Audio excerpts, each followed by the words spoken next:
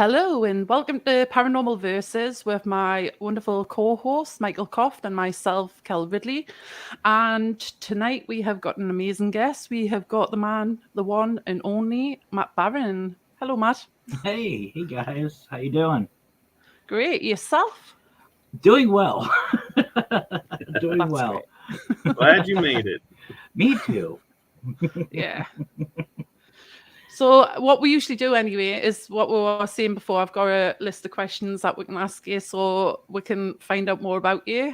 Obviously, I'm in the UK, so I've got a lot of my followers that watch later on. So obviously, they mightn't have heard about the guys from the States, so get to know everybody a little bit better. So just to let everybody know, if they can put any questions into the chat, we'd really appreciate it. And don't forget, let StreamYard know what your name is, give them permission so we can see who it is that's actually making comments, and we really do appreciate that.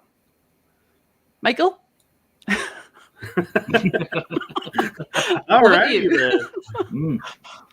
So, what got you started as the paranormal consultant? Well, I'd say almost 3 years ago, my wife and I were a part of a team. Well, I was the founder of it. She was one of my investigators. And we just got tired of a lot of the drama that comes with it. And we just decided it was time to shut down. It was time to shut down the team. I wanted something more. I wanted to be able to work with people from all over. I wanted to do something that wasn't just, investigating, homes. And most of the team were after money. Their whole mentality was, what can we do to make money out of this? And that's not me. That's not what I wanted to do. So we decided to shut down. And we started talking about it. And I said, I wish I could do something to help everybody, to where I can network with people. I can do stuff. I can, use these years to help. And she said, what, like a consultant? And I went, a paranormal consultant. I was like, I like that. It has a nice ring to it. And there was a couple out there, but of consultants, but they weren't doing what I wanted to do. So I started doing how-to videos, just little YouTube videos on how to investigate. I went to a local cemetery, and I do not suggest going back to looking at those videos. They were terrible. I always tell people, don't go back. Don't look at it. Well, I met a friend, and now I consider him a brother. His name's Scott Morton. He runs Warren Area Society of Paranormal, or WASP, here in Pennsylvania. And he said, look, you have something here.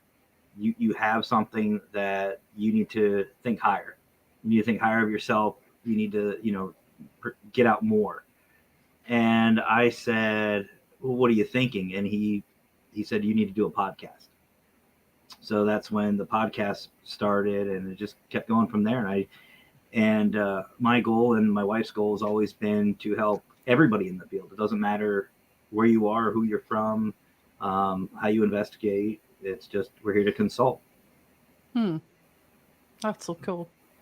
So I've got a question. Out of all of the investigations you've done, which is the one that stands out like the best from the rest? That's not fair.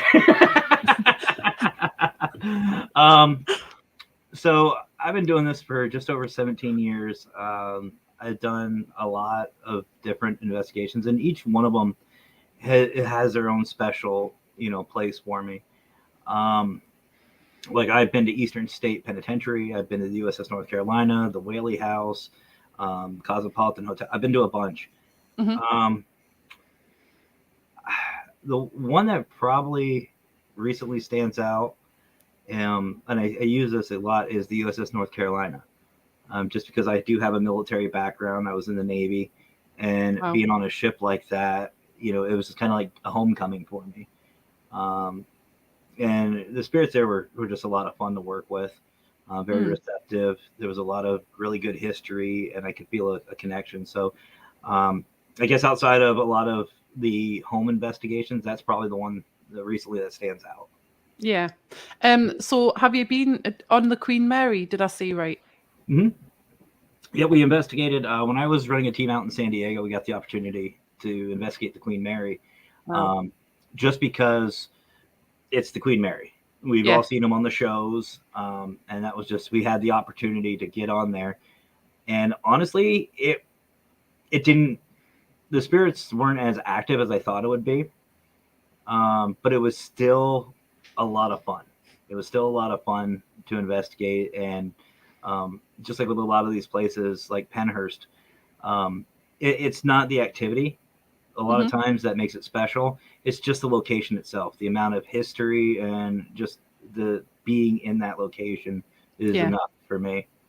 I mean, that's one of the top places I'd like to go is the Queen Mary, because my granddad brought it from, he was one of the crew that came from England in the 1940s over to America. I think went to New York with it. So it just would be absolutely amazing to get on there to investigate, but having that sort of family connection sort of thing. Oh, absolutely. And, again, it's just one of those locations that it's just like, holy crap, I'm here.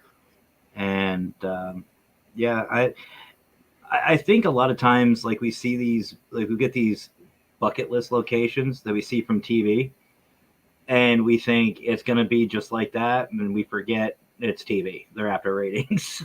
Yeah. But it's still nice. It's still a beautiful location. Yeah. It looks it. Going back to obviously when you said that, obviously you used to do videos on how to. So what sort of things did you used to like? What sort of things are you not wanting people to watch on there? Well, is the quality, and as you guys know, being in front of the camera, it really takes practice and getting used to doing this. Because believe it or not, I actually have stage fright. Right. And oh yes, I do. Believe it or not, and it takes time to get used to that. So when I first was starting out, I was just using basically my phone. I didn't have a really nice camera. I didn't have all the equipment, and I just wanted for people who are just starting out in the field to have a resource to go to that I didn't have. I didn't have that luxury. When I first started, I had a guy that who also named was Scott.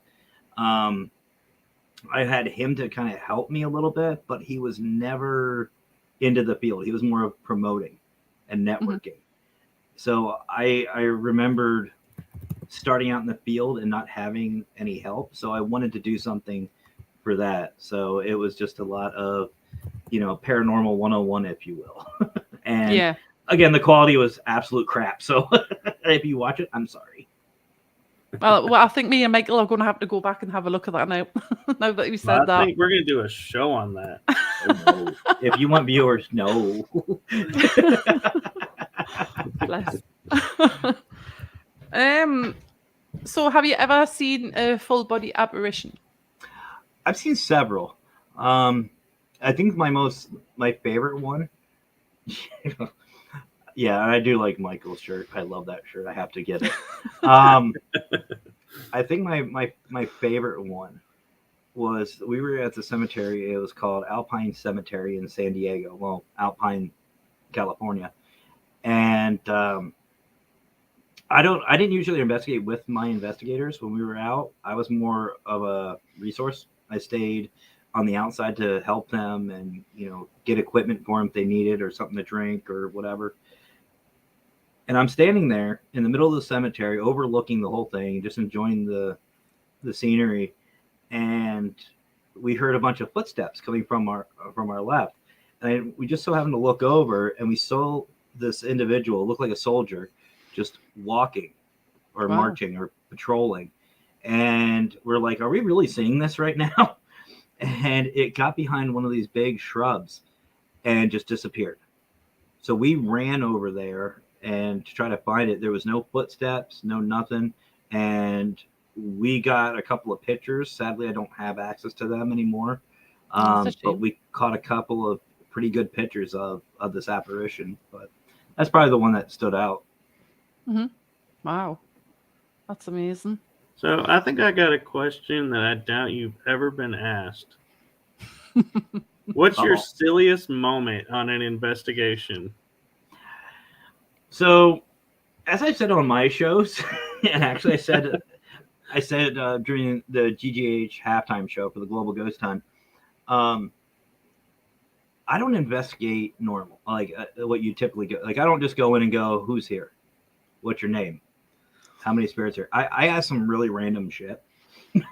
Like I don't like. I'll ask anything, and I find the more fun you have, will give you better results and better evidence, and make the spirits more open to you. One of the funniest ones I had, it was myself. My team and I were investigating this car detail, kind of like, you guys remember Pimp My Ride a while Right. back? Well, there was a show that called us in because they were having some issues with the paranormal. Just stuff happening. Crew wouldn't go on. They wanted to do, it was around Halloween. They wanted to do a Halloween show. And they called my team and I in. They thought it'd be good. So, minus a bunch of weird stuff, just even being on set, the team wasn't experiencing anything. They were just kind of, it was kind of stale or dead, if you'll excuse the pun. And they wanted me to come in and just kind of liven things up. And I was like, yeah, sure. So I went in and I'm sitting in this office and I have, remember those old computer chairs with the round backs that spin around? Right. Yeah. I sat backwards on it and had my arms like this. And we just got done with, getting something to eat before the investigation. And I don't know what, Kell, what they call it over there, but over here we call it bubble gut, where you just feel your stomach starting to bubble and boil. I started getting that, and I'm just like, what do I do? Do I hold it? What, how's this going to work? I'm like, I got to get out. I got to do something. I didn't get the opportunity to. Now, mind you, I had a microphone. I had a microphone that was on me. I had a camera guy that was with me. It came out, and it was loud. And I jumped up out of the chair, and I'm like, who heard that duck? I was like, there must be a ghost duck. And I started running around this whole back area looking for this duck. I look at my crew, my team, they're laughing. The camera guy that was watching me is shaking because he's laughing so hard, trying not to laugh himself. And then we hear over the radio, did we just hear a growl?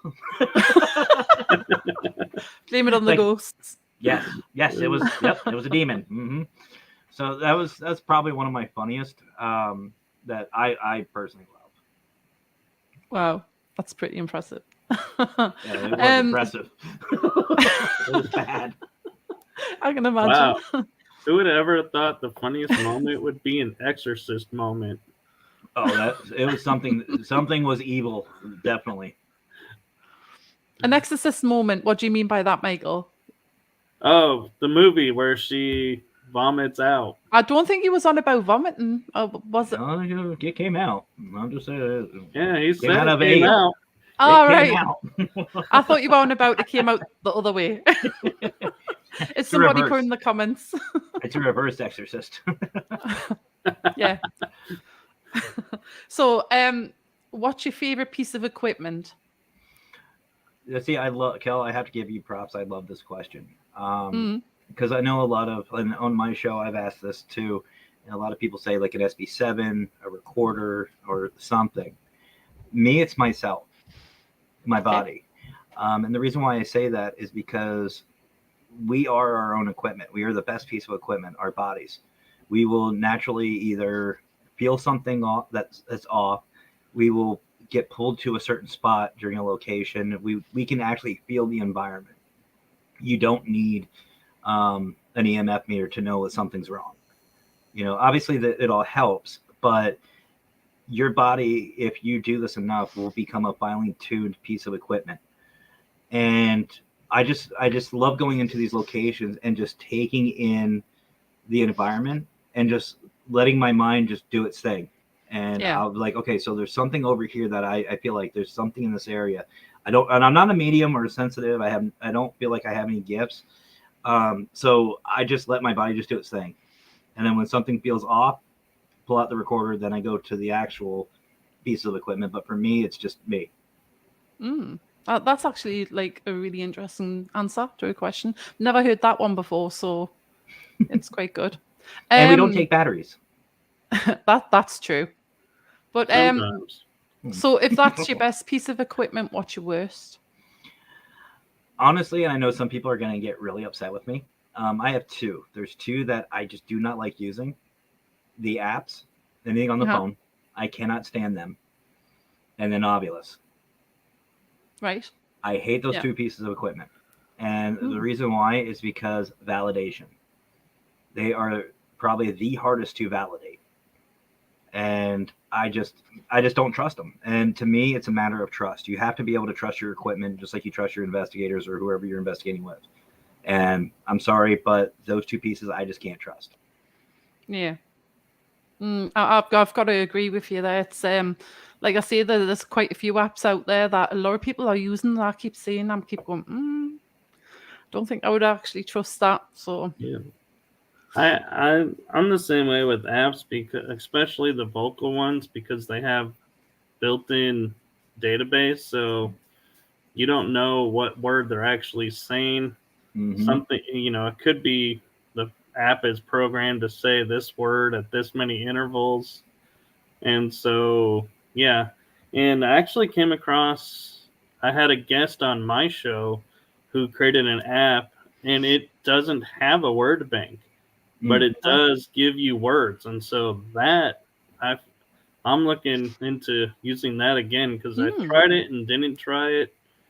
And so I'm going to see how that one works. And well, I will say, and I got to give the guy credit, Howard Petrie. We all know him. yeah. yeah. I'm now on the fence about the Necrophonics app because when we, Mackenzie, my wife, when we did the Global Ghost Hunt, just this, during this event, we did Voodoo Authentica in New Orleans, and Howard pulled out the Necrophonics app. And as soon as he did, I'm just kind of like, Howard, come on. But I have to admit, there were some answers and some things that were said that would be very hard to fake. I mean, they were some of the names and the words that were coming through. I wouldn't call them evidence, but when they start saying stuff that we can make a personal connection to, not like a cold read, not like saying, okay, there's a male spirit here, because it could be a spirit could be anybody, but they're giving specifics about things that nobody's talked about even prior to the investigation or then. Okay, that's building a little credibility, but I don't know. That's the interesting one, so isn't it, when you get stuff like that coming up? Yeah, it really does. But see, here again, and this is what I've said before, you've got to be open. In this field, you have to be open to everybody. And the paranormal to me is like a big jigsaw puzzle. And we are all pieces. It's going to take each and every one of us to figure out that question we all have. And it's not, is there life after death? It's what happens. Yeah. And I think we don't have a piece of equipment out today that that can give us 100% credibility of the paranormal. We all have our own experiences, of course, but there's still those naysayers. And I think that it's going to take each and every one of us our own way of investigating, and every piece of equipment we have available to bring a little credibility to this field. Yeah. What's your views on the stone tape theory? The which one? The stone tape theory? I don't know if I've heard that. Really? I thought everybody had heard that. See, here's the thing. I believe in a lot. Like I'm very open to every theory because again, the paranormal is not an exact science, so everything is theory at this point. So everybody's theory, like I don't say I study all the theories, but I just create my own. Right. I think about my own just from my experience. Well, the stone tape theory is basically people are saying that certain kinds of stones can hold memories and can like replay events from the past. So you'd be seeing the spirit, but it's through the stones. I mean, we use Mackenzie, the Wicked Queen, and I. There's Jonathan. What's up, brother?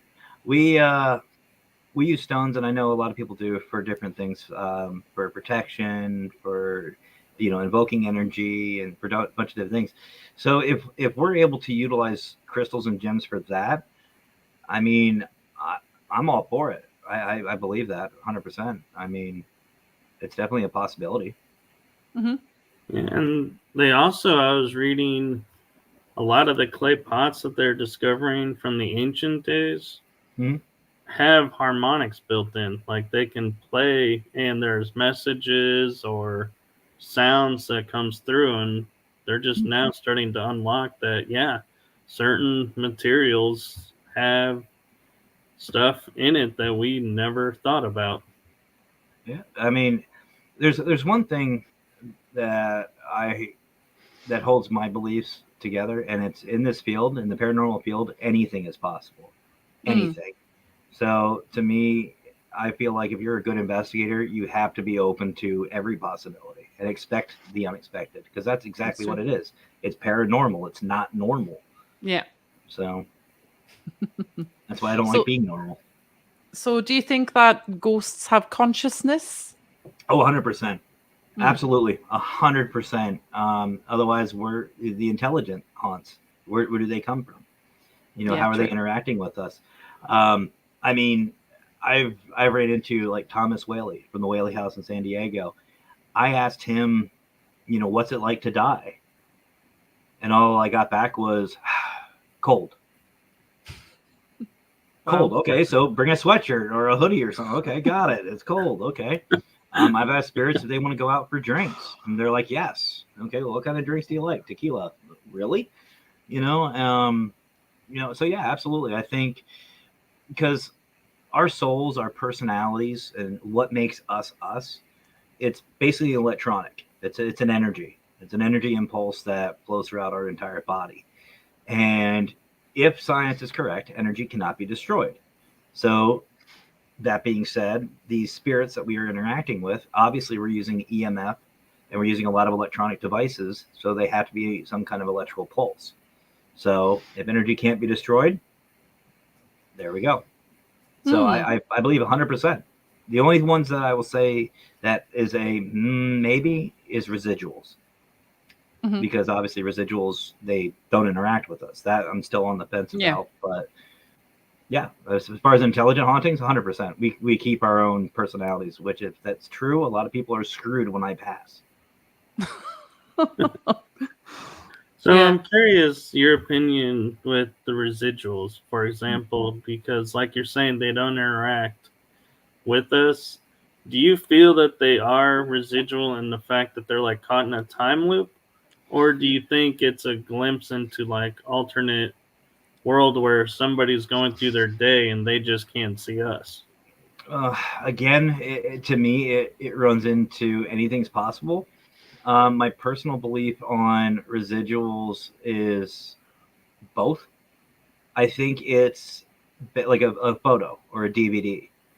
A DVD or some kind of movie, we can yell at the actors and actresses all we want. Is it real? Well, yeah, it's real. It was filmed. It was recorded. They just don't know we're here. They don't know we're watching, nor do they really care. That's what I think the residual is. It's just an imprint on that time. Something, and that, yeah. Love the name, by the way, Matt. Absolutely. I feel like it's just an imprint. It's an imprint on time of the area, of the location. Like Gettysburg. I live not too far from Gettysburg, and we've seen residuals come from there. So it could just be just the land. Wow. Have you ever been on an investigation and find yourself living in the moment and seeing what they were seeing and feeling what they were feeling? I've had that happen a few times. One in actually Alpine. I had mentioned that earlier. I was just sitting there, and all of a sudden I just became overwhelmed. I just started crying and feeling dread and emptiness. Come to find out, the headstone that I was sitting behind, or that was behind me, excuse me, woman hung herself. She committed suicide. So we felt like I was channeling that, because I'm usually upbeat. I'm usually pretty happy-go-lucky, especially investigating. I try to be kind of like fun and funny. I try to be, try to keep positive vibes going. But that literally just threw me for a loop. Like, I just went from, 100 to negative 100 in a second. So that was a time, I know on the USS North Carolina, a few times, I could almost, like, listening to the stories, I could feel, them being scared, because there was a torpedo that hit the USS North Carolina. They had a couple of people die, and I could feel it. But I also could feel the camaraderie. I could feel, just the environment just taking it in. Pennhurst was the same way. At Pennhurst, a lot of people think it's a really active, really fun, and outgoing place. There were, big bad wolf is around the corner, but in actuality, it's not even close to that. These people were tortured. The patients there were tortured, and a lot of them were mentally ill. So to us, if someone's autistic, they're autistic, and we're very open to that and accepting of that. Then they were unwanted, and they were treated like absolute crap. So my whole my wife and I's whole mindset changed. So just feeling that, we change our investigation style. So yeah, I mean, I think it happens in every investigation. Every investigation we go on, you just pick up on that energy. Matt's wanting to know, what's your view on Ouija boards? So I have a couple of friends who use them. Me personally, I don't. I know how to. I know how to open them. I know how to close them. I know how to cleanse them. I know how to properly use them. I don't touch them. The reason being is because if you mess up, it's like taking your front door, ripping it off the hinges, and then breaking everything around it, the framework, and then going away on vacation. When you get back home, you have no idea who or what is in your home. So to me, there's no filter. There's no. I said the same thing, Brian. But but no, I mean, I respect them. I respect them, and I respect people who use them. But me personally, I won't use them. Where would you like to investigate? Firstly, in the USA, if you could, or in the rest of the world after that? Oh, so in the US, trying to think. Honestly, I can't pick out just one location. There's just so many amazing places that I've yet to investigate at. But I will say, anywhere that I have friends or family from the paranormal field, from either Parapost or Paralinks, and anybody who I work with, like, if I can go where Michael's at, let's go. I'll go. If I can go, like, I went with Howard and Jackie to Voodoo Authentica. I've met up with Jonathan Myers from Crossover Paranormal, Emmy McKenzie from PDX. Yeah, anywhere with any of my friends and family. For the US side. The UK side, I love you guys, I do, but I've got a list. Lep Castle is on top of it. I love Lep Castle. Ireland. I love Lep Castle. I love the history behind it. I love everything about it. It's a beautiful location. And then obviously the catacombs. I'd love to go to the catacombs. And I'd have to say the Hellfire Club. I love the idea of the Hellfire Club. You've got a church literally on top of hell, heaven and hell on top of one another. To me, the irony is like, I have to go. Nicknames just saying Tower of London and Chillingham Castle. Yeah, they're good ones as well. Yeah, it's the Hellfire Caves. I think they're in Bedfordshire. Is that right? Nickname? I think if so. I'm right. Yeah, I believe. Yeah, I know. It sounds bad, but I know ghost hunters went there, and when I started learning about that, it was like, I'm hooked. I have to go there. I have to go. Yeah, we've got some pretty amazing places as well over here. Like I say, Chillingham Castle, that's not far away from me, so I've been there a few times. That's pretty scary down there. But the Tower of London, that's any paranormal investigator's dream over here, but we're not allowed to get in there, unfortunately. Yeah. Yeah, I'm kind of surprised, Matt. I thought Romania would be on your list. You know, tourist.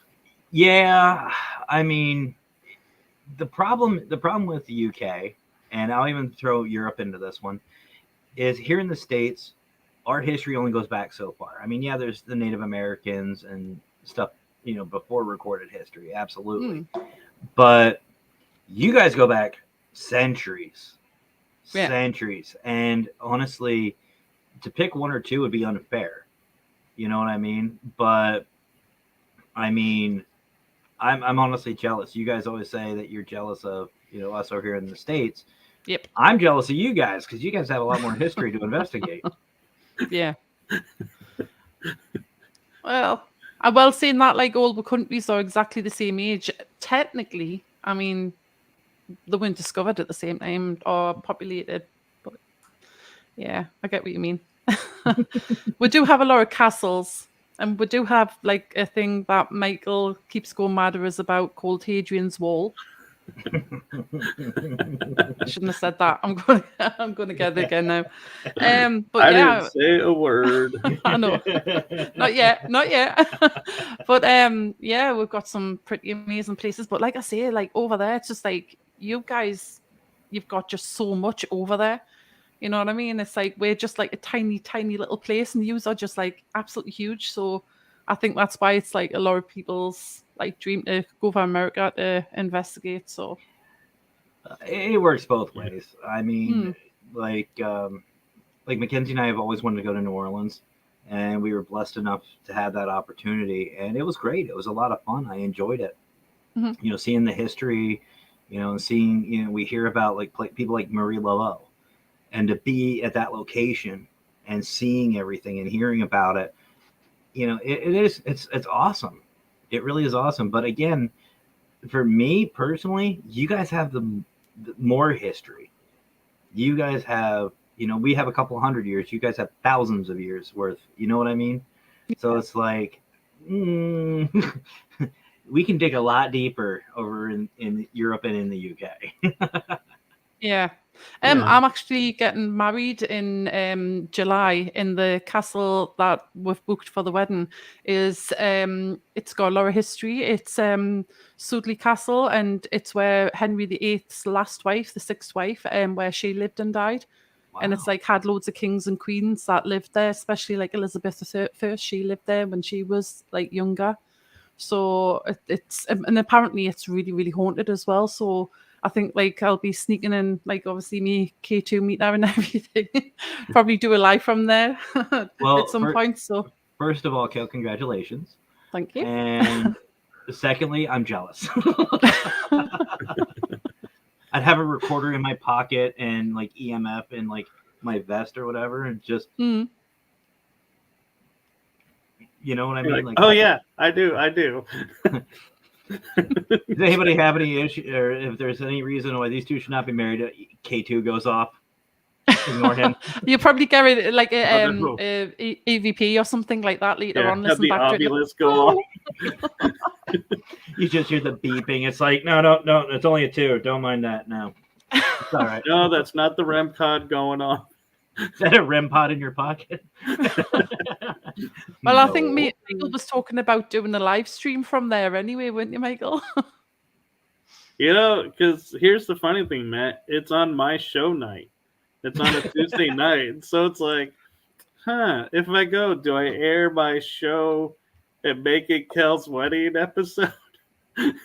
As a consultant, I approve of that. We may as well just get married on a live then, Michael. Thanks. Might as well just listen for EVPs. See if you can hear something. There you go. Yeah. See how many congratulations you get. Oh, see how many don't do it.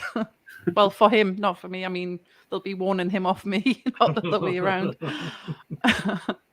I think I've just seen a question anyway up in the chat. Sorry, Michael. Before we get to that, I have another question, Matt, that I'm curious your answer to, because I'm confident you haven't been asked this probably as frequently. Of your shows of being paranormal consultant, the ones where you sit and look at the TikTok videos and go real or not real, and all your appearances, what's your favorite show that you look forward to doing the most? Is Brian still in the room? Nope, he left. Nope, he's gone. He came and left. He left to read his script. It's his one. You know, it's funny, and I'm going to avoid that, but still answer it. So, to be honest with you, I don't really get asked on a lot of shows. I really don't. I really don't get asked to be on a lot of shows as a guest. I mean, obviously, I do my show just pretty much whenever anymore. Even Creepy Cult, my wife's show, her and Emmy McKenzie just do their own thing, and it's like, okay, but I really don't get asked to be a guest, which is fine. I'm not out to make myself popular or anything. I just like networking with people. So to me, any show I get an opportunity to speak with people, to hang out with people, to me that is what makes it worth it. Yeah, that's true. Aww. Yeah, Brian is still in the room, by the way. That's why I didn't answer it. So for all of you hosts out there listening, what Matt is secretly saying is flood his email with invites onto shows. Yeah. Not if you want to have an audience. So Matt's asking, and this is a good question, what are your views on orbs? Are they legitimate, or are they dust or bugs? So I am one of those to where I'm not a fan of orbs. And I'm talking true orbs here. I'm not just talking, whatever. To me, an orb is not a sign of the paranormal unless there's something else with it. Much love to you, Suzette. Same. To me, to consider it paranormal or an entity, you have to have something else with it. If you get footsteps with it, like if you see an orb coming up a hallway and you catch an EVP of footsteps and it's getting closer, okay, that's a spirit. If you get a voice with it, or if you can tell it has its own intelligence, you know what I mean, and it's an actual orb, that to me, okay, I'll give some credibility to. But if you've got a room that has a lot of dust in it, and you catch an anomalous, like you see everything going one direction and you see one coming up the other way, maybe, but to me, it's more than likely bug, dust, water vapor, something. There has to be something with it. If there's nothing else caught, sorry, I'm just going to sit there and say it's a bug, it's dust, it's whatever. And I'm sorry, but these people that say they see faces, especially smiley faces, come on, that's Matrix. Your mind's trying to create some kind of controlling chaos. It's just like looking at a cloud and seeing a rabbit in the clouds. You know, is there a huge ass rabbit up there? No, it's not a rabbit. Pareidolia. It can be explained. So I respect people, but if you send me a picture of an orb and say it's paranormal, no, sorry. Yeah. I actually have one that I can challenge you on that, Matt, and get your opinion on. I was recently on a show doing live, and the gentleman had a black background similar to yours, not as many colors.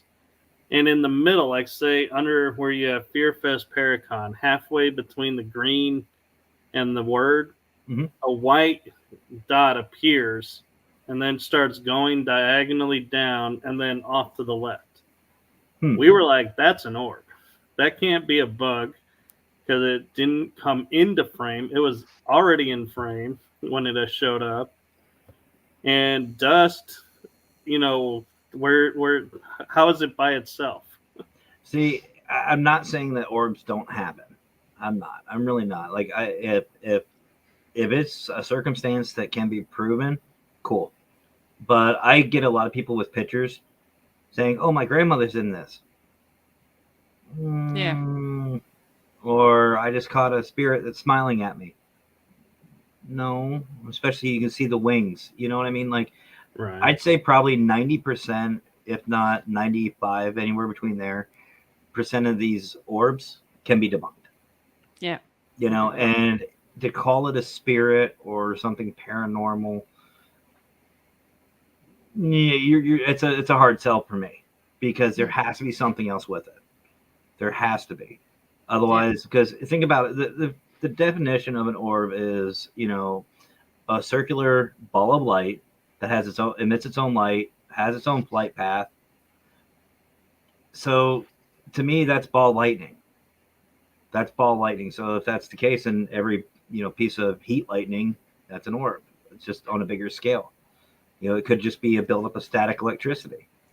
We don't know. It could just be a piece of, you know, static electricity bouncing between the vapors in the air.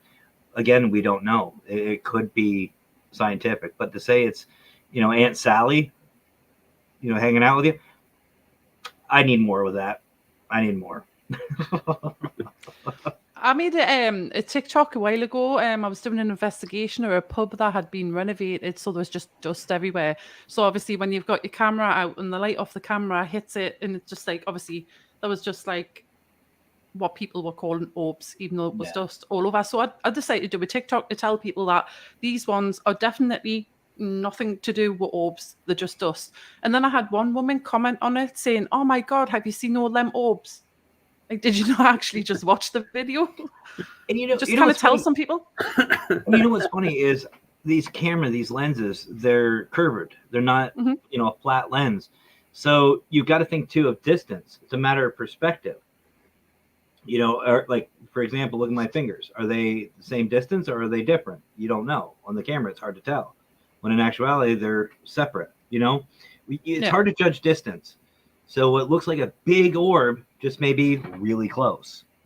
You know, it's just, to me, again, it's just a hard sell.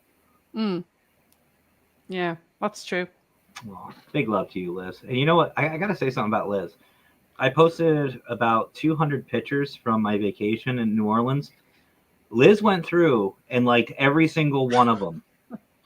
I love her to death. I looked at my phone. That's dedication. I had like 90 notifications from Facebook. I'm like, what?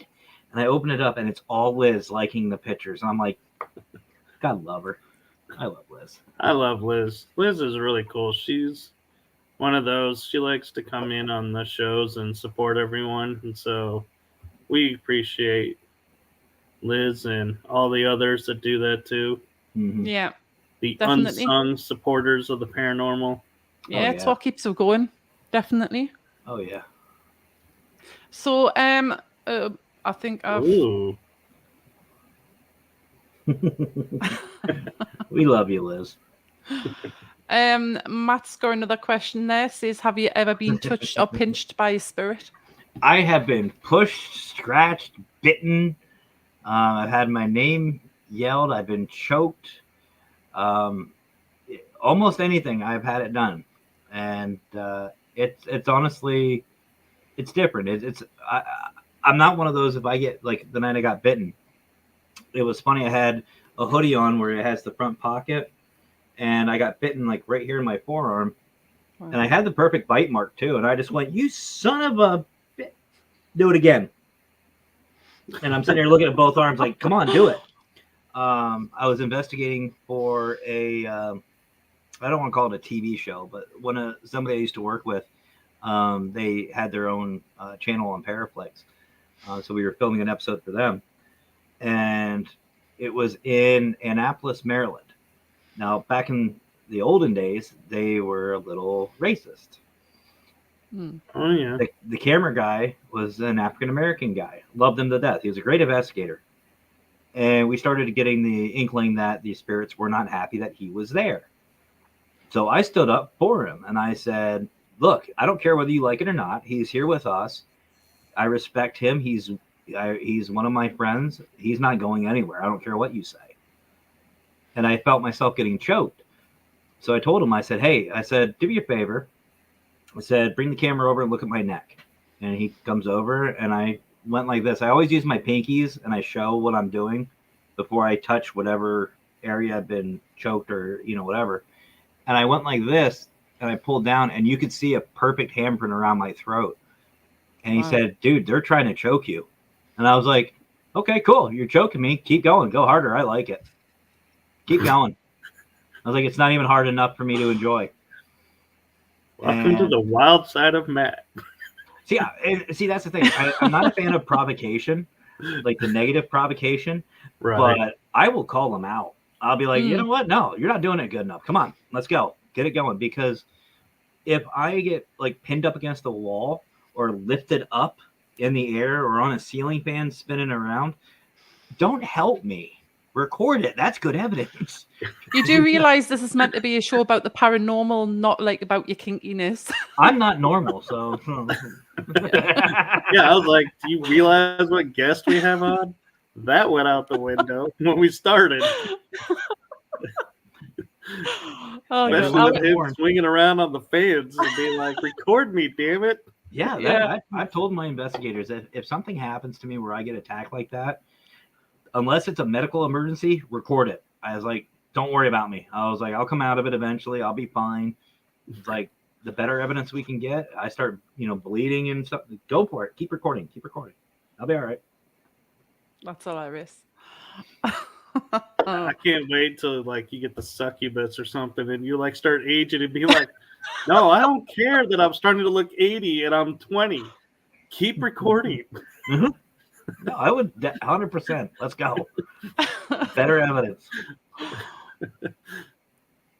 Oh, hang on. Matt's just. Oh yeah, Matt's just. I've had me bum pinched by a frisky spirit before, so yeah. He's bringing that up. You and my wife share that.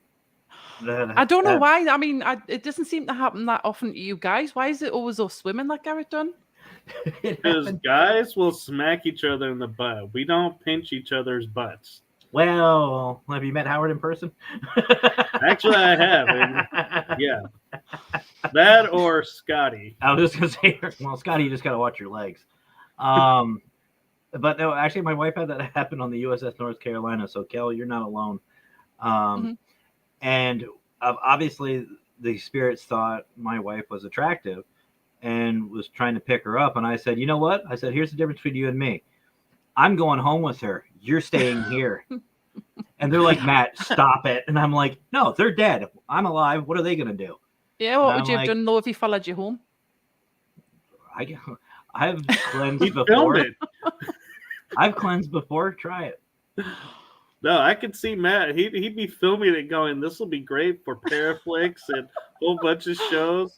Brian, look at this. Its way, and then be like, okay, now, how can we edit this to be airable? I have it in 18 plus morning on my show. So yeah, you've been one. That video will be on his fans only page. Mm-hmm. I don't have one, so I'll put it on Scotty's. Has Scotty got one? Has he? He keeps saying I'm sure he does. Oh gosh. You missed it though, Matt. Talking about Scotty. You know the Wraith Hunters, right? You've heard of them. Mm-hmm. Anthony went up and got Scotty.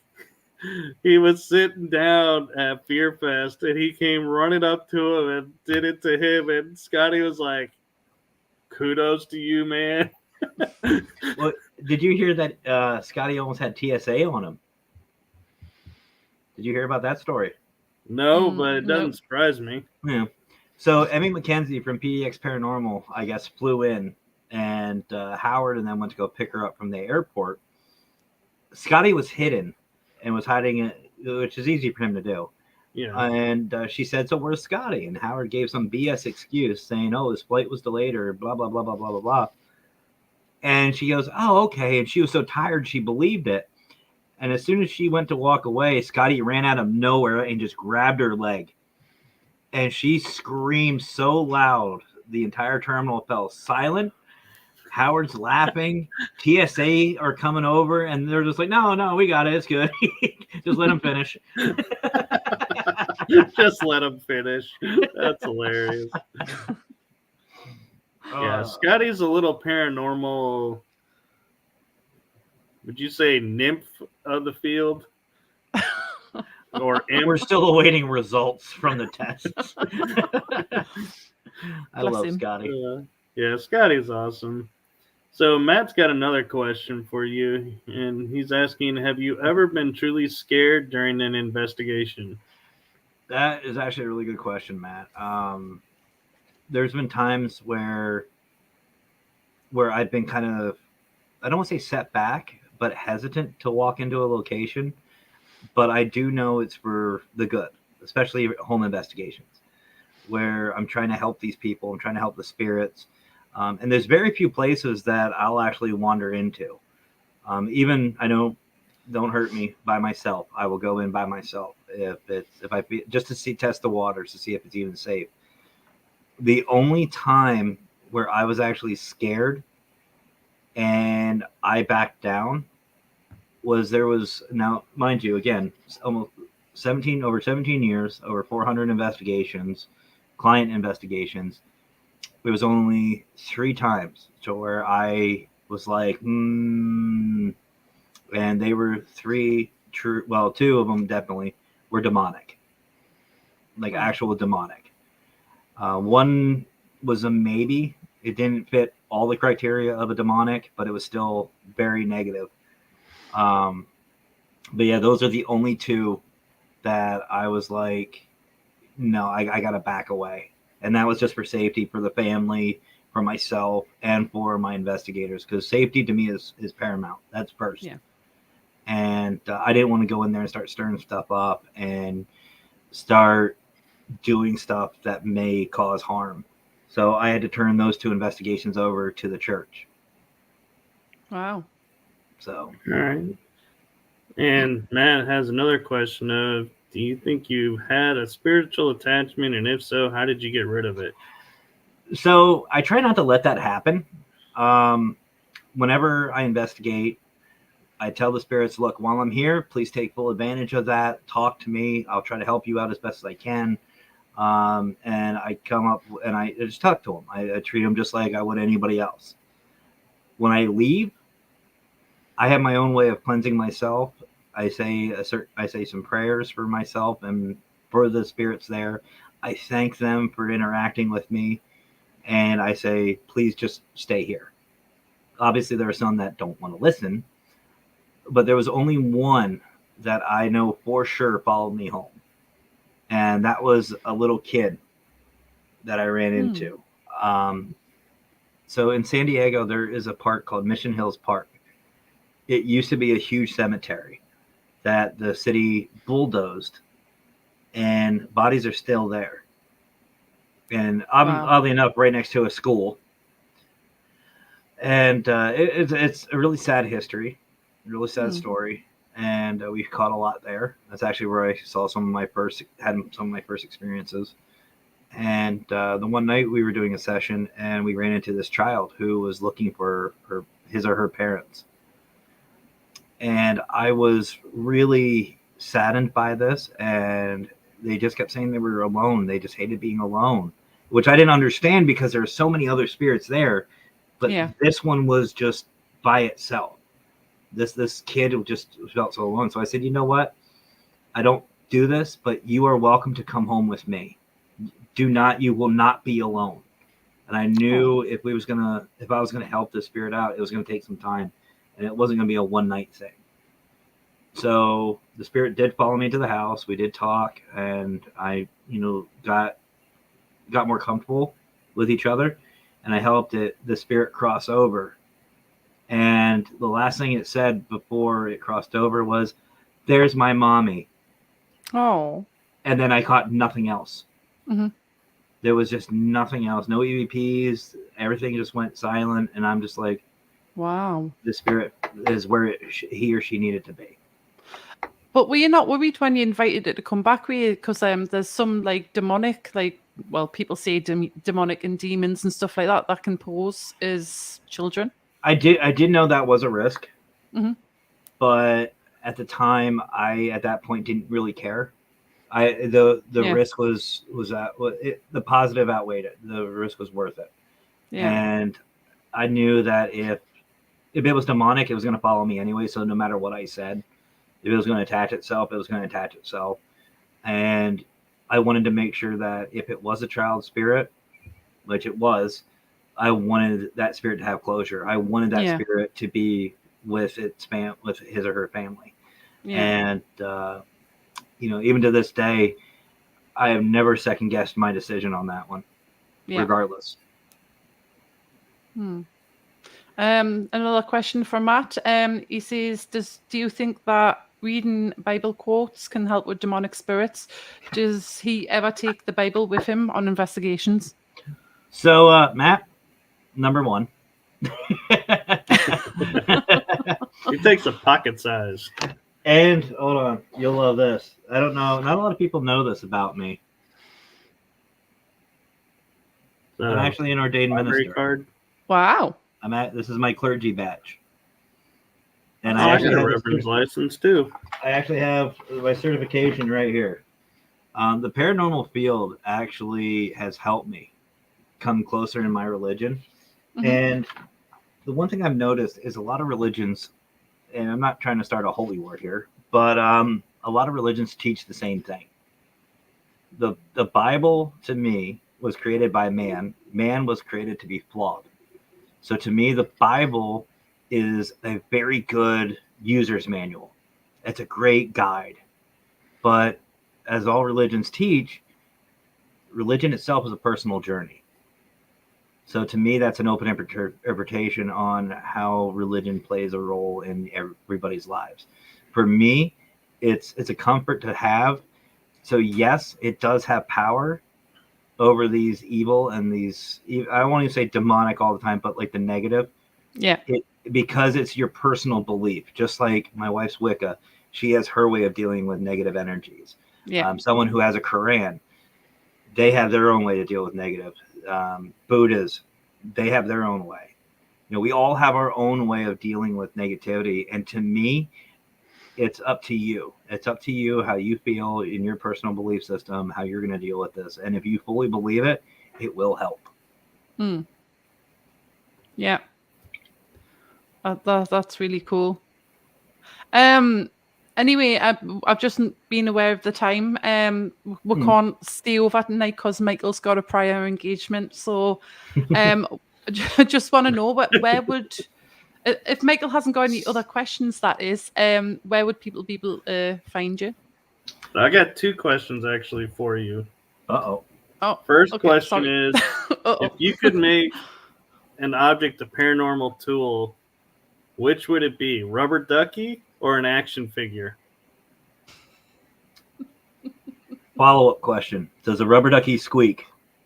That's up to you. It's your tool. If it squeaks, absolutely. Yeah, the rubber ducky, 100%. 100%.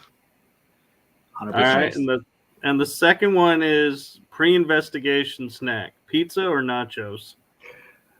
Depends on where the pizza's from. Because any big boy, we know every pizza is not created equal. So I probably have to go with pizza. Nachos are good, but they're hard to eat prior to an investigation because they keep, they get stuck, and then you get all that stuff everywhere, and you can't drive with them. It's kind of difficult. Pizza, you just fold up and just go to town on it. You know what I mean? It's easy. So definitely pizza. Cool. Awesome. So thank you for that. And I did that to Brian, so I thought it'd be funny to do it to you. Throw out questions that you've never been asked. Hey, I enjoy it. I love them. I love them when he comes up with them. So where can people find you, Matt? So I'm a little bit of everywhere. You can find Paranormal Consultant on YouTube, Facebook, TikTok. You can find me on Parapost, Network Central. You can find me on Paralinks, Global Ghost Hunt even. You can find me there. I'm a part of the admin team, and I actually am the co-host of GGH Live. It's just our live show for the Global Ghost Hunt. But yeah, pretty much anywhere. And I apparently have an Instagram and a Twitter that I don't even know about. So apparently on there too. I don't know. Seriously, I just Wow. So, That's folks, funny. as he's just said, you can find him anywhere. Anyway, I want to thank you for being my guest tonight, and it's just a shame that we didn't have a little bit longer because I think we would have had quite a few more questions to ask you. But like I say, Michael's got a prior engagement, and That's right. I'm blaming Michael, so I don't That's care. Well, thank you both for inviting me on. It was an problem. absolute pleasure. Sorry I couldn't come a little earlier, but It's okay. It Absolutely worked out.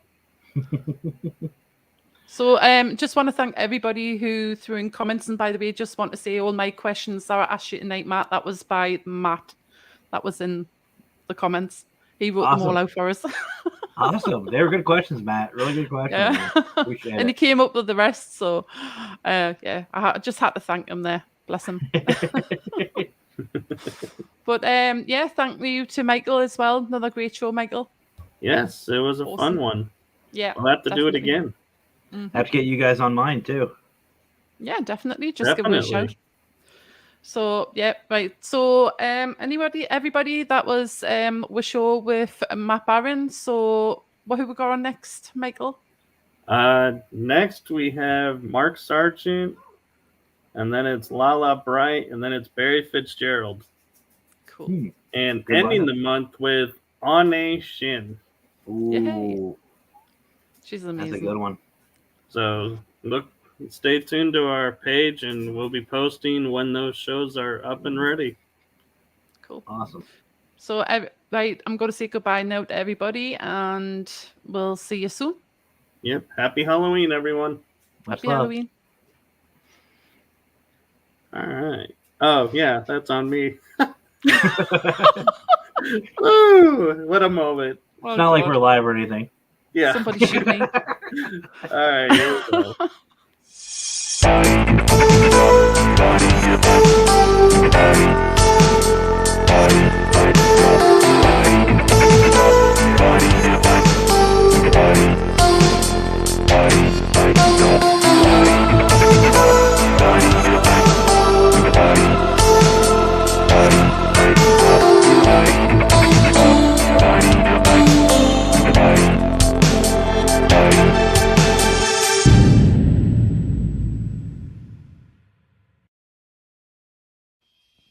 Thank you for joining us at Paranormal Versus. Hope to see you on our next episode.